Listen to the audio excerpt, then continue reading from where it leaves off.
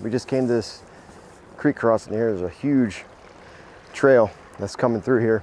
Hopefully this creek isn't too loud for you in the mic, but I think it's a cool spot to shoot a video.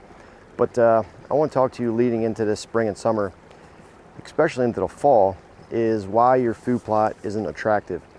And I see a lot of guys that'll plant a food plot and they put very little effort into it, and then at the end of the year, you know, they're posting on social media or they start asking questions on why did the deer not eat my food plot? Why was it not attractive? And there's a few reasons behind that, and I believe there's two main ones, which is, number one is you're not following soil samples properly. And it's actually three reasons why. And I'll give you the third one at the end, at the end, obviously. But number one is, soil fertility levels, soil pH. When you're not following these directions when it comes to correcting the soil is what gives the nutrition to the plants.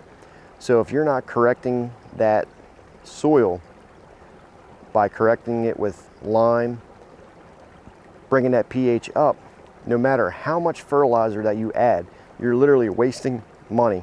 When you take that fertilizer and you emphasize more fertilizer than you do on correcting the lime, is you're wasting that fertilizer because the soil is so acidic that the plants can't uptake it into the plant and then transfer it to the deer.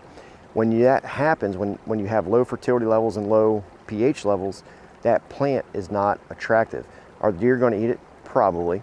But is it the best it can be? No, because the soil is bound up. The acidity level in the soil is so low that it cannot give it to the plant.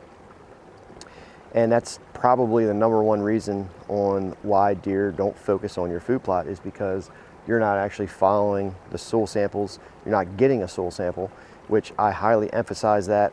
Soil samples is the key to a successful food plot for sure. Number two is the type of seed that you're actually buying. Now, when you talk food plots, you're talking a very small percentage of the population, deer hunting population, that plants food plots. And it gets even smaller of a percentage, whatever it is, I have no idea, but it's a small percentage. You have an even small percentage of the people that actually do it correctly.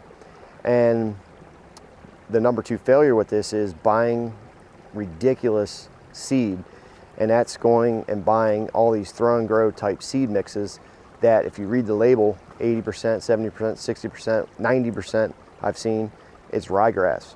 And ryegrass is garbage. It's a grass, it's a filler seed in food plot mixes, and deer really don't eat it. If they're starving, are they going to eat it? Probably. But it's a very poor choice of seed to plant for deer.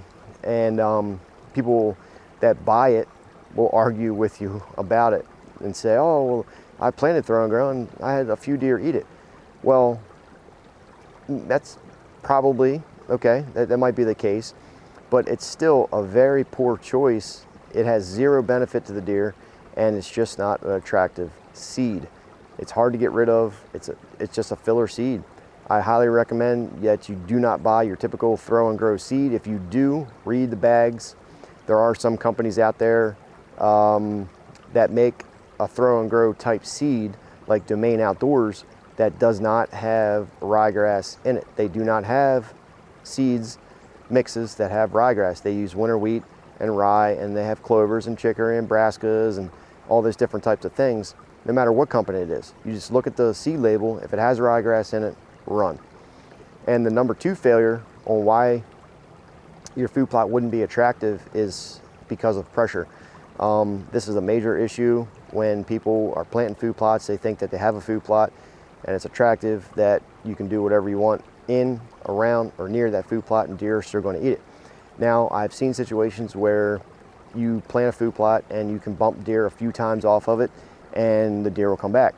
For instance, I shot a 10-pointer over top of food plot this past season, and I actually grazed it in the belly, and it lived. A couple days later, the deer was back in the food plot.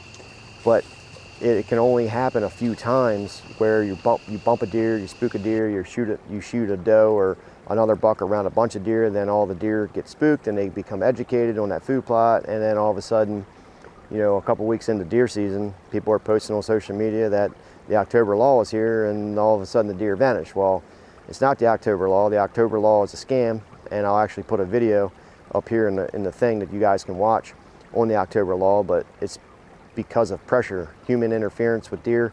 We create the October law, and that's why your food plot's not attractive, is because one of the reasons is you're pushing the deer too much on that plot, you're hunting on that plot, and every time you enter and exit it, you're spooking deer.